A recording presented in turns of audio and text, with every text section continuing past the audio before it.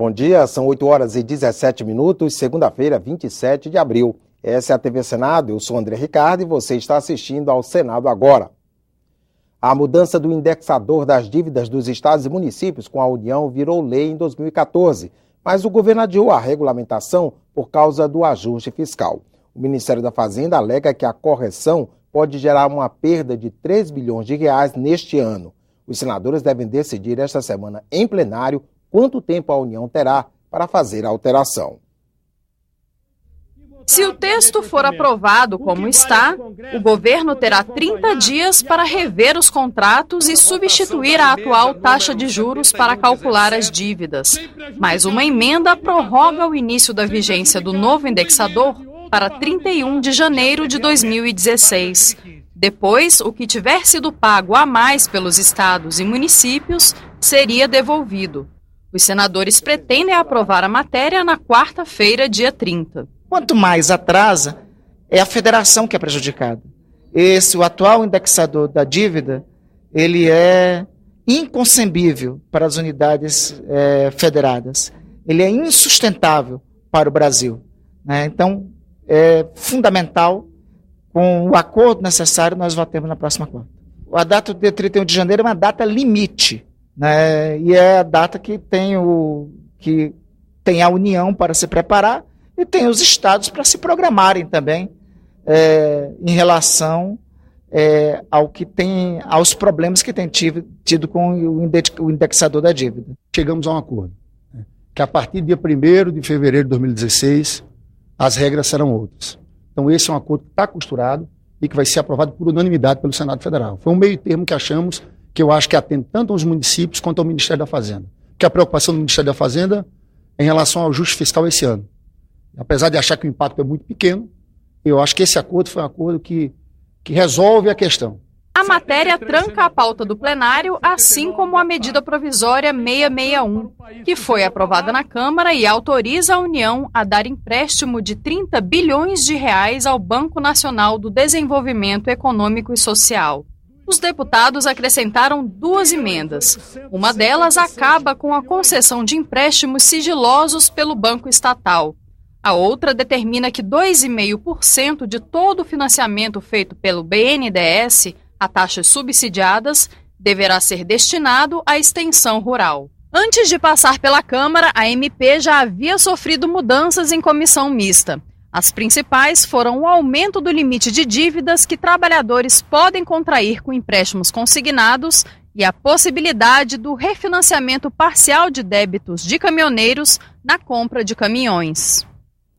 E logo mais às 11 horas, o Senado realiza a sessão especial no plenário para comemorar os 55 anos da inauguração do Centro de Reabilitação Sara Kubitschek e homenagear, in memoriam, o médico e cientista Aloísio Campos da Paz Júnior, fundador da rede Sara de hospitais, pelos 60 anos dedicados à saúde. Veja agora os destaques das comissões do Senado para esta semana. Vamos conversar ao vivo com o repórter da Rádio Senado, Roberto Fragoso. Bom dia, Roberto. Bom dia, André Ricardo. As comissões de Assuntos Econômicos e de Infraestrutura vão ouvir amanhã o presidente da Petrobras, Aldemir Bendini. Bendini era presidente do Banco do Brasil quando foi chamado a substituir Graça Foster no comando da Petrobras em fevereiro. O novo presidente vai ter a oportunidade de explicar aos senadores qual o futuro da Petrobras após a Operação Lava Jato. Na última quarta-feira, a Petrobras divulgou o balanço das suas atividades no terceiro e quarto trimestre de 2014, depois de 2 adiamentos. O relatório aponta que as perdas acumuladas pela empresa chegaram a 21 bilhões e 600 milhões de reais em 2014. Desse total, 6 bilhões e 200 milhões são resultado de perdas com corrupção. Também nesta terça-feira, a Comissão de Meio Ambiente, Defesa do Consumidor e Fiscalização e Controle recebe o presidente da ANTT, a Agência Nacional de Transportes Terrestres, Jorge Bastos, que vai falar sobre a mobilidade nos municípios do entorno de Brasília. Já a Comissão de Educação, Cultura e Esporte promove 2 audiências públicas, uma com a presença do ministro da Educação Superior da Nova Zelândia e outra com o ministro da Cultura, Juca Ferreira. Na quarta-feira, a Comissão de Constituição e Justiça deve analisar a indicação de Luiz Fachin para o Supremo Tribunal Federal, além de um projeto que limita os aditivos de contratos nas compras de obras, serviços e compras do poder público a 25% do valor licitado. Também na quarta Comissão de Assuntos Sociais pode concluir a votação de um projeto que descentraliza a administração de leitos de UTI e do SAMU, o Serviço de Atendimento Móvel de Urgência. A ideia é que os gestores do Sistema Único de Saúde nos estados passem a organizar o serviço de urgência em bases regionais. E na quinta-feira, a Comissão de Relações Exteriores vai ouvir o ministro da Defesa, Jacques Wagner. Vai falar sobre as metas do Ministério para os próximos anos. André. Obrigado, Roberto. A Comissão de Direitos Humanos faz audiência pública daqui a pouco, às 9 horas, para debater os direitos previdenciários dos servidores públicos. Já à tarde, a partir das 3 horas, a CDH tem outra audiência pública, desta vez para tratar da perda dos direitos dos pescadores com a medida provisória 665, que alterou as regras para a concessão do seguro-defeso, um salário para o período em que a pesca é proibida por conta da reprodução dos peixes. Ambas as audiências são interativas. Para participar com perguntas ou comentários, basta acessar o portal E-Cidadania na página senado.leg.br/ecidadania ou ligar no telefone do Alô Senado, 0800 61 2211. Hoje é comemorado o Dia da Empregada Doméstica. O Senado volta a analisar a regulamentação do trabalho doméstico. A proposta aprovada pelos senadores em 2013 foi alterada na Câmara dos Deputados. A emenda à Constituição que estendeu direitos trabalhistas a empregados domésticos foi promulgada em abril de 2013.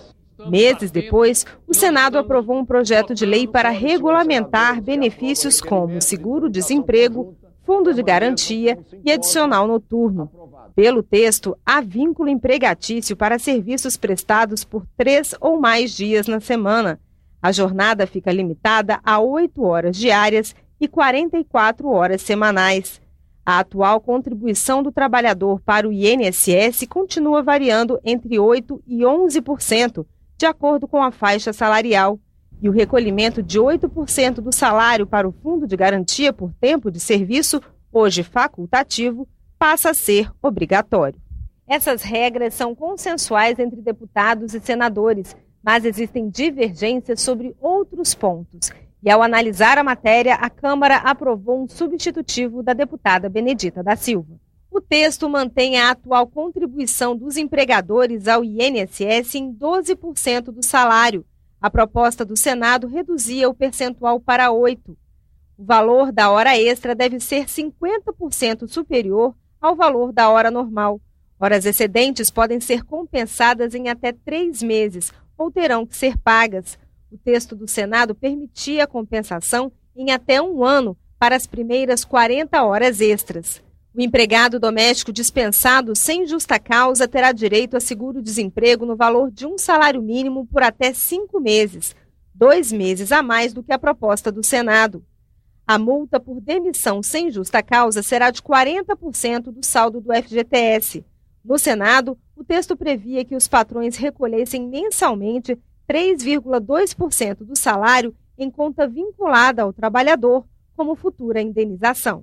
O presidente do Sindicato dos Empregados Domésticos do Distrito Federal comemorou o substitutivo aprovado pela Câmara. Ele defende a manutenção do texto que volta a ser analisado pelos senadores. Com expectativa que seja aprovado também no Senado e que passe para ser sancionada pela Presidente da República, porque todos esses itens são importantes para a categoria. Para o senador Romero Jucá, relator da proposta aprovada no ano passado, as alterações feitas pelos deputados aumentam o custo do emprego doméstico.